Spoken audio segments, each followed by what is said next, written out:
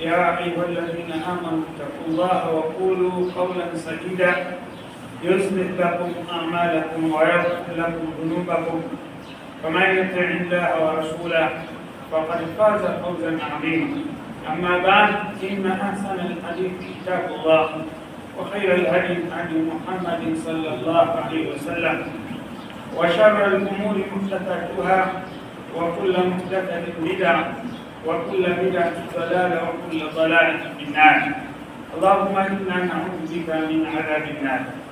أيها الإخوة الأحباء، أيها المستمعون الكرام، معاشر المسلمين، أوصيكم وأوصي نفسي أولا بتقوى الله عز وجل، فقد فاز المتقون لقوله تعالى: إن للمتقين مفازا.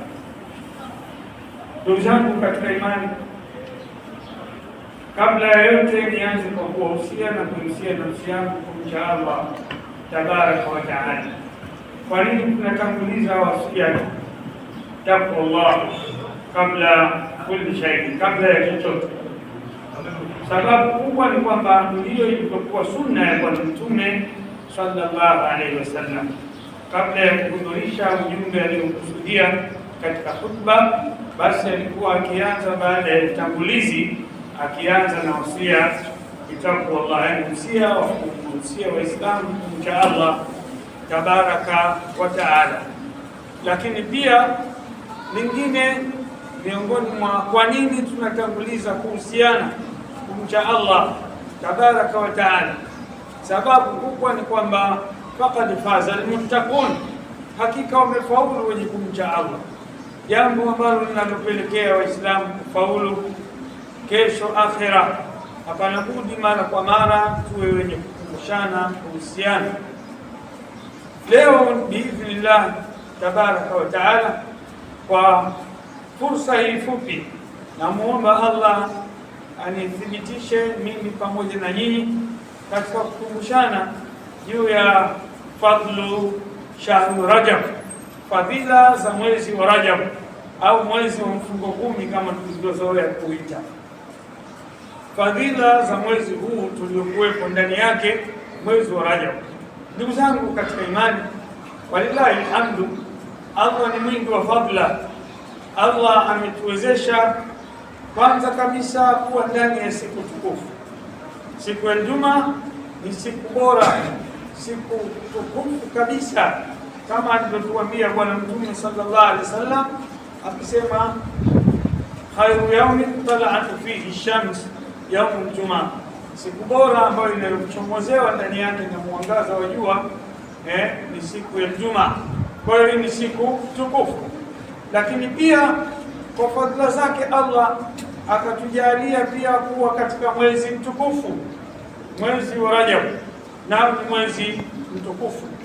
Ushahidi juu ya hilo kauli ya Allah tabaraka wa taala katika surati Tauba aya 36 aliposema subhana: inna iddata shuhuri inda Allah 12 shahran fi kitabillah, hakika idadi ya miezi mbele ya Allah ni miezi 12. Yauma khalaqa as-samawati wal ardh, tokea siku Allah alipoumba mbingu na ardhi. Minha arba'atun hurum, katika hiyo miezi 12 kuna miezi minne mitukufu. Allah subhanahu wa ta'ala ametupa idadi ya miezi kwa ujumla kuonyesha kwamba Uislamu unatambua tokea siku Allah alipoumba kila kitu kwamba miezi ni 12. Hili ni jambo ambalo Qur'an ndio imethibitisha, na hakuna mtu mwenye dini yoyote anaweza akapinga, au mtaalamu kwa utaalamu wake wowote anaweza akapinga. Lakini Allah subhanahu wa ta'ala baada ya taarifa hiyo kwamba inna iddata shuhuri inda Allah 12 shahra, hakika idadi mbele ya Allah subhanahu wa ta'ala, idadi ya miezi katika majira ya mwaka ni miezi 12. Akatuambia jambo la msingi sana katika hiyo miezi 12, minha arba'atun hurum, katika hiyo kuna miezi minne mitukufu zaidi. Allah tabaraka wa taala katika miezi hiyo minne akajalia mmoja katika hiyo ni mwezi huu wa Rajab. Kwa hiyo mwezi wa Rajab ni katika miezi mitukufu hii minne. Wa kwanza ni mwezi wa Muharram, mwezi wa Muharram. Wa kwanza ni mwezi wa Muharram ambao ndio mwezi wa kwanza katika miezi ya Kiislamu. Huu ndio mwezi wa kwanza ambao huwa tunaukaribisha mwaka wetu mpya tukifikia mwezi wa Muharram, yani mwezi wa mfungo nne. Huu ndio mwezi wa kwanza katika miezi miongoni mwa mpangilio wa miezi 12, lakini huu wa Muharram ni mwezi mtukufu pia katika hii minne. Alafu unaofuatia ni mwezi wa Dhulqaada, mwezi wa mfungo pili, na mwezi wa Dhulhijja, mwezi wa mfungo tatu. Hii ni mitatu, na mwezi huu tuliokuwa ndani yake mwezi wa mfungo 10, mwezi wa Rajab. Kwa hiyo hii ni miezi ambayo ni mtukufu, imethibitishwa na Mtume sallallahu alaihi wasallam. Agizo la Allah subhanahu wa ta'ala baada ya kutuhabarisha, kutupa taarifa juu ya miezi hii minne, anasema fala tadhlimu fihinna anfusakum, msidhulumu katika hiyo miezi nafsi zenu kwa kufanya mambo ya dhulma. Kwa maana ya dhulma kufanya dhulma yote, lakini dhulma kwa maana nyingine ni shirki, kama alivyothibitisha Allah subhanahu wa ta'ala akimnukuu mja mwema Luqman bin Hakim akimpa nasaha mwanaye, ya bunayya la tushrik, usifanye ushirikina katika miezi hii. Haina maana miezi mingine ndio ruhusa Waislamu wafanye hayo, hapana, bali wanachuoni wanasema kufanya hayo katika mwezi kama huu ni ashaddu tahrim, uharamu wake unakuwa mkubwa sana. Lakini hiyo ni moja katika mtazamo ya wanachuoni, fala tadhlimu fihinna anfusakum. Lakini dhulma pia ni jumla ya maasi kwa ujumla wake. Usifanye maasi katika miezi hiyo, na sio maana kwamba miezi mingine watu wanaruhusiwa kufanya maasi, bali ukifanya inakuwa kwa madhambi si sawa na miezi mingine. Kwa hiyo nini kinachotakiwa ndugu zangu? Kwa sababu ni miezi mitukufu na haitakiwi kufanya yale ambayo yenye kumkasirisha Allah subhanahu wa ta'ala. Kinachotakiwa ni watu kujikita zaidi katika kufanya mambo ya khairati, kukithirisha mambo ya kheri. Waislamu daima wanatakiwa wawe ni wenye kuyafanya siku zote. Ndio agizo la Allah subhanahu wa ta'ala, kama alivyotuambia katika surati Dhariyat aya ya 56 aliposema, wama khalaqtu jinna wal insa illa liya'budun, sikuwaumba majini na wanadamu ila waniabudu. Kwa hiyo ibada ni siku zote, na ibada ni nini? Ni kufanya yale ambayo yanamridhisha Allah subhanahu wa ta'ala, kama wanavyosema wanachuoni Ahlusunna, minhum Sheikhul Islam Ibn Taymiyyah aliposema, akitoa taarifu ya ibada, anasema ni ismu jami' likulli ma yuhibbu Allah wa yarda, ni jina lililokusanya kila anachokipenda Allah na kukiridhia. Kwa hiyo maisha ya Muislamu ni kufanya yanayompendeza Allah na kuyaridhia, ndio ibada, na ndio Allah ametuumba kwa ajili hiyo. Lakini yatakiwa katika kufanya ibada zetu maisha yote tukiwa tunaishi, basi miezi kama hii, misimu kama hii ya kheri, inatakikana kukithirisha zaidi yale ambayo yanampendeza Allah tabaraka wa taala. Kwa hivyo Allah anatuambia fala tadhlimu fihinna anfusakum, usidhulumu ndani ya miezi hiyo mitukufu, usidhulumu nafsi zenu. Waqatilul mushrikina kafatan, piganeni na washirikina wote kwa pamoja, kama yuqatilunakum kafa, kama wao wanavyopambana wakiwapiga nyinyi, wakiwaua, wakiwa wote pamoja. Waalamu, natamweni, anna Allaha ma'al muttaqin, hakika Allah yuko pamoja na wenye kumcha. Ndugu zangu katika imani, hapo tunapata fundisho, kumbe Allah subhanahu wa ta'ala katika idadi ya miezi 12 kuna miezi ameichagua, na yeye Allah yakhluqu ma yasha wa yahtar, anaumba anachokitaka na anachagua anachokitaka, ukiona hichi ni bora. Na huo ni mfano ambao tusije tukashangaa kwa mtazamo finyu katika hali kama hii. Ameumba Allah subhanahu wa ta'ala wanadamu, akiwemo Abul Bashar, baba wa wanadamu wote, ambaye ni Adam, mpaka watakaokutwa na kiyama. Allah subhanahu wa ta'ala akachagua katika wanadamu khairul bashar Muhammad Rasulullah sallallahu alaihi wasallam. Katika watu hakuna mtu mbora mpaka dunia hii itakapomalizika isipokuwa ni Mtume Muhammad sallallahu alaihi wasallam. Angalia, Allah anaumba anachokitaka na anakichagua anachokitaka.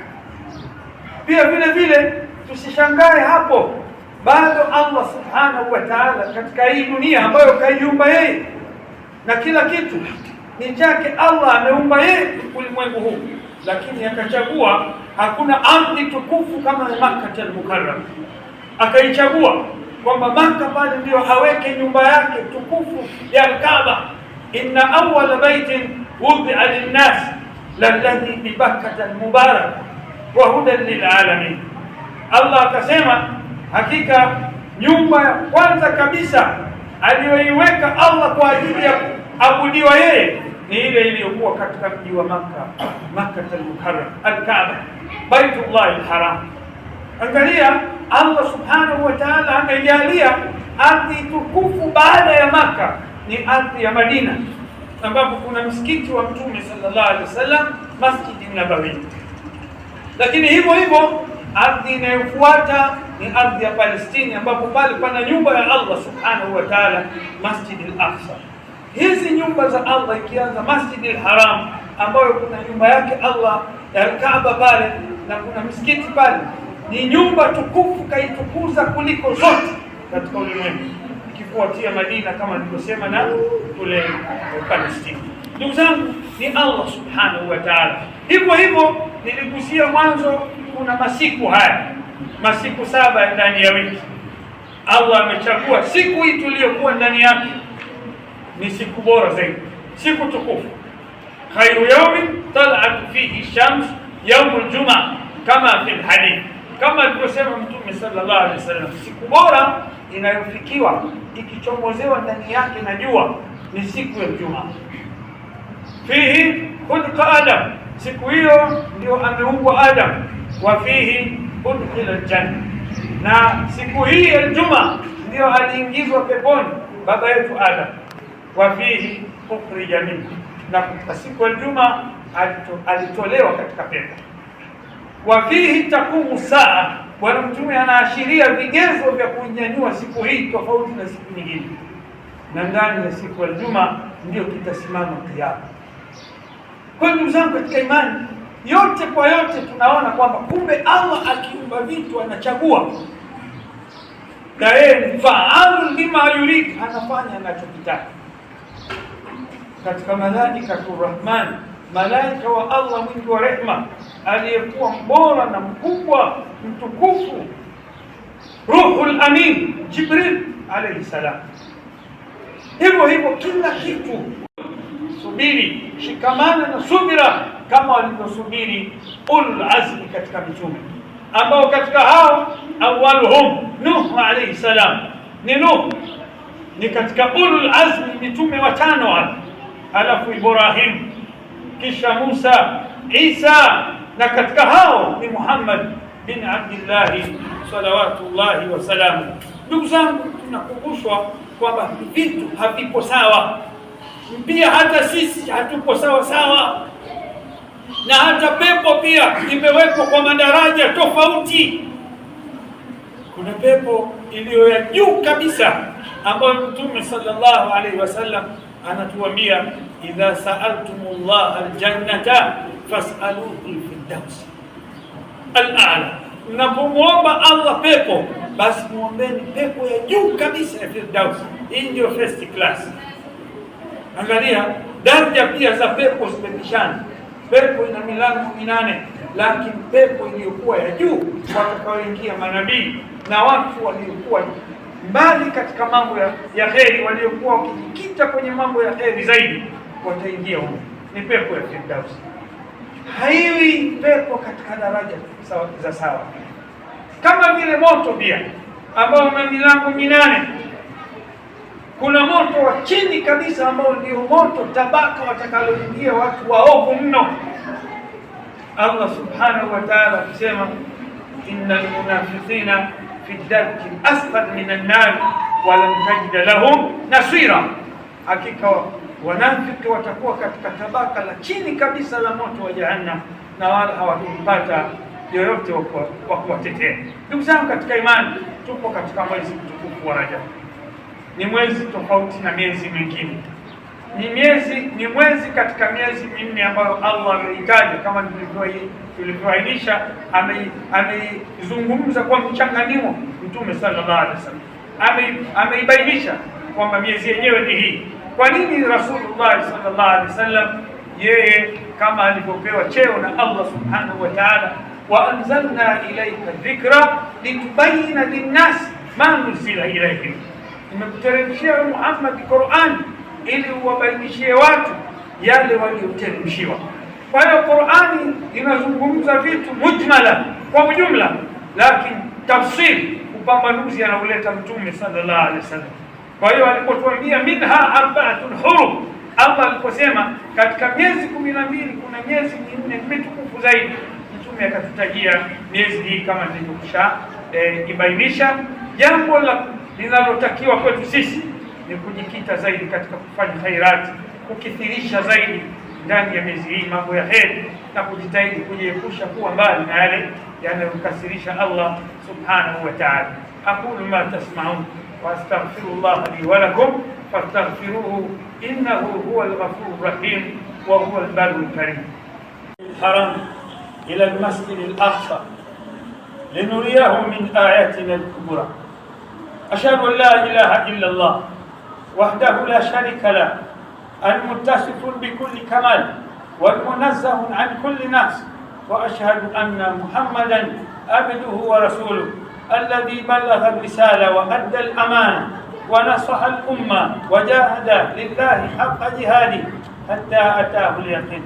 اللهم فصل وسلم على هذا النبي الكريم وعلى آله وأصحابه ومن تمسك بسنته إلى يوم الجزاء والحساب. أما بعد، أوصيكم عباد الله وإياي أولا بتقوى الله فقد فاز المتقون. Tuzama katika imani, nichukue wasaa tena kwa mara nyingine kukuhusieni na pia kuhusia nafsi yangu kumcha Allah subhanahu wa ta'ala. Kwa nini? Faqad faza almuttaqun, hakika wamefaulu wenye kumcha Allah. Ndugu zangu katika imani, asafi shadid, pamoja na masikitiko makubwa, utukufu wa mwezi huu wa Rajab, baadhi ya Waislamu kufanya mambo yasiyofaa kwa kule kudhania kwamba huu ni mwezi mtukufu, wanajikita kufanya mambo ambayo ni kinyume na yale ambayo Allah aliyotuteremshia katika mwongozo wake na pia aliyotubainishia mtume wetu Muhammad sallallahu alaihi wasallam. Vile vile walivyofahamu wema walivyotangulia, walivyofahamu tofauti na yale ambayo baadhi ya Waislamu hushughulishwa nayo sana katika mwezi kama huu. Miongoni mwa hayo, ndugu zangu, ni funga ambazo hazipo katika Uislamu. Kwa Waislamu, kwa taarifa yenu ndugu zangu katika imani, watafunga mwezi wa Rajab wote. Ya subhanallah, hakuna jambo hilo. Na pia la kusikitisha zaidi, pia wakaunganisha na mwezi ujao wa Shaaban wote. Hakuna siku 60 hizo, wakaunganisha na Ramadhani siku zake 30, jumla siku 90. Muislamu anafunga siku 90 kwa mfululizo, jambo ambalo ma anzala Allah biha min sultan. Allah hakuleta hoja zozote juu ya jambo hilo. Mtume sallallahu alaihi wasallam hakusema juu ya jambo hilo, hakufanya Rasulullah. Masahaba hawakuelewa funga kwa utaratibu wa namna hii. Sahaba mmoja radhiallahu anhu anamwambia Mtume sallallahu alaihi wasallam, ya Rasulullah, mimi ninapenda sana na nina uwezo sana wa kufunga, nifundishe funga za kufunga. Mtume sallallahu alaihi wasallam anamwambia, sum yawma ithnain wa yawma alkhamis, funga siku ya Jumatatu na siku ya Alhamis. Anamwambia Rasulullah, hizo hazitoshi, niambie funga nyingine.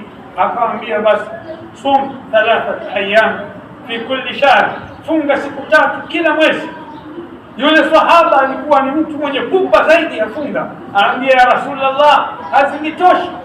Akamwambia, basi sum yawman waqti yawmain, funga siku moja alafu wewe unakula mchana siku mbili. Ya Rasulullah, bado hazinitoshi. Akamwambia funga siku ya Ashura.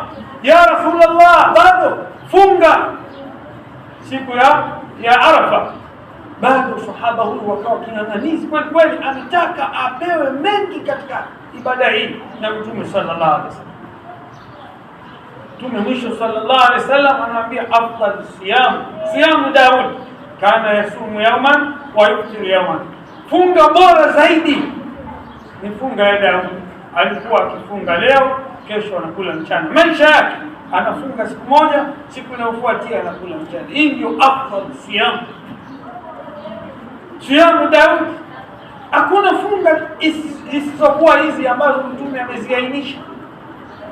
Bali katika funga nyingine Bwana Mtume sallallahu alaihi wasallam alikuwa akifunga sana mwezi wa Shaaban. Imethibiti hadithi hiyo, alikuwa akifunga sana mwezi wa Shaaban, lakini hakuna funga kwamba Mtume akifunga mwezi wa Rajab wote. Hakuna hadithi hiyo, hakuna maelekezo hayo, hakuna uthibitisho wa jambo hilo. Hakuna kwamba Mtume sallallahu alaihi wasallam akifunga siku 90 mfululizo mwezi huu wa Rajab, akiondoka na mwezi wa Rajab ukiingia Shaaban, Mtume anafunga Shaaban kisha anafunga Ramadhani. Hili jambo halipo ndugu zangu. Badala yake mtu anajitesa kwa nafsi yake. Huwezi kupata thawabu kufanya jambo ambalo kuelekezwa na Rasulullah sallallahu alaihi wasallam. Yeye mwenyewe Mtume sallallahu alaihi wasallam anajisifu akisema kuonyesha majukumu yake aliyopewa na Allah, innama bu'ithtu muallima, hakika mimi nimeletwa hali ya kuwa ni mwalimu. Mtume ndio mwalimu wa umma. Hakuna mtu ajuaye dini hii kama Mtume sallallahu alaihi wasallam.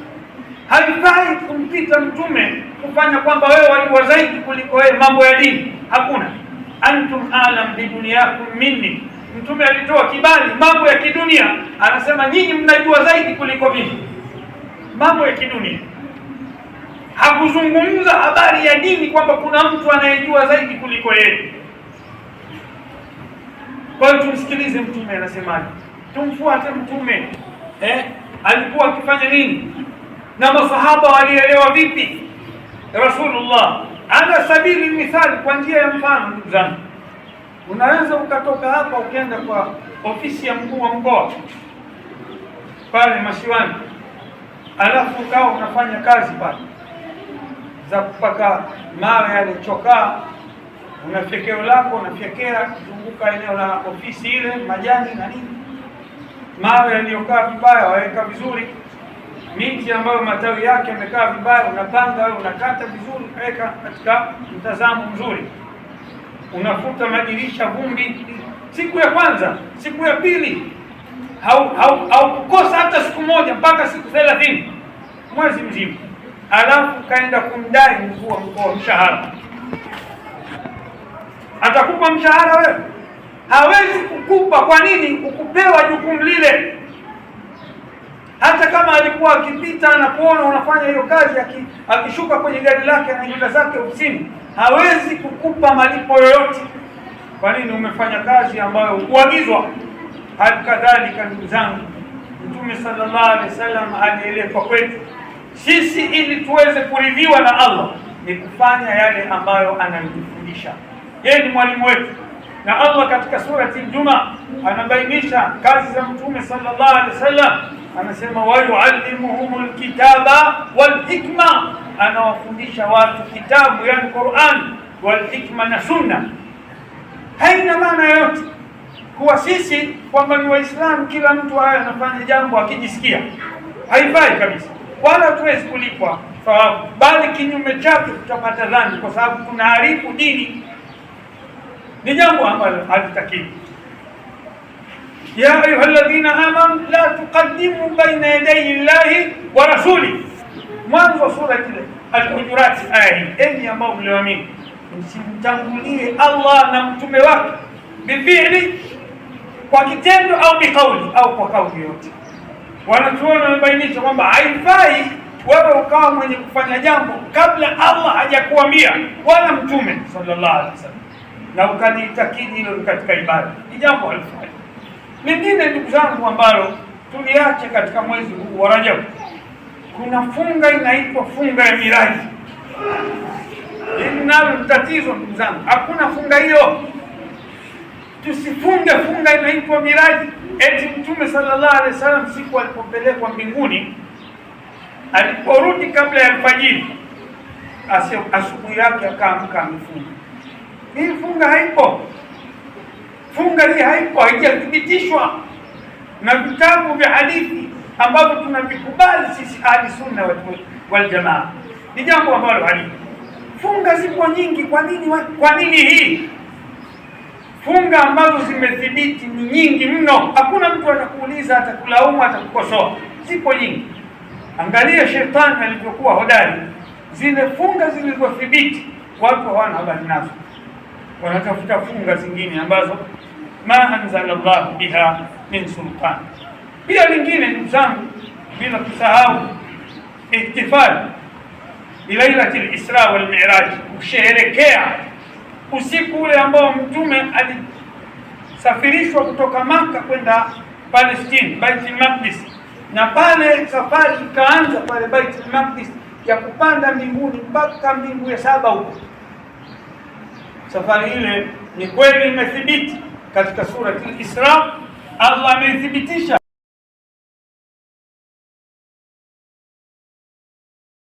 hakuwa Mtume sallallahu alaihi wasallam kila ikifika tarehe kama ile anawakusanya masahaba, panaletwa pale sharubati, vinywaji, vyakula, alafu anawahadithia ile safari mwanzo mwisho. Alikuwa Mtume hafanyi hivi.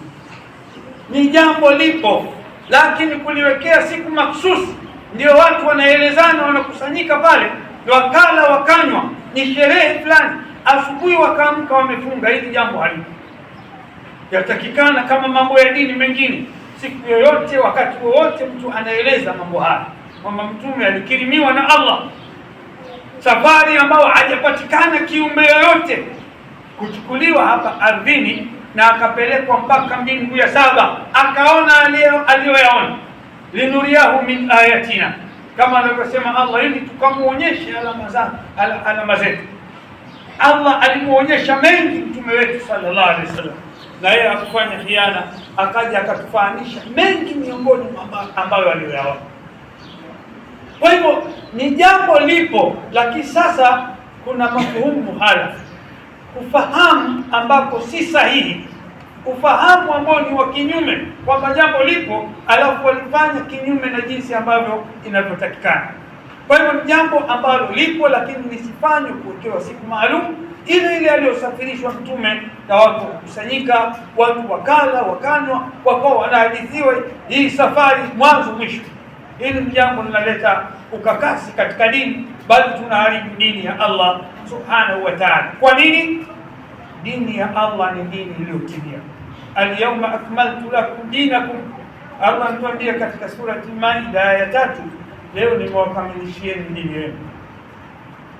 Kwa hivyo dini ambayo imekwisha kamilika haihitaji tena mambo kama haya. Tukirudi nyuma, tokea Mtume alipohafanyi hivyo, masahaba hawakufahamu hivyo, pia tabiina hawakufanya hivyo, na wengine.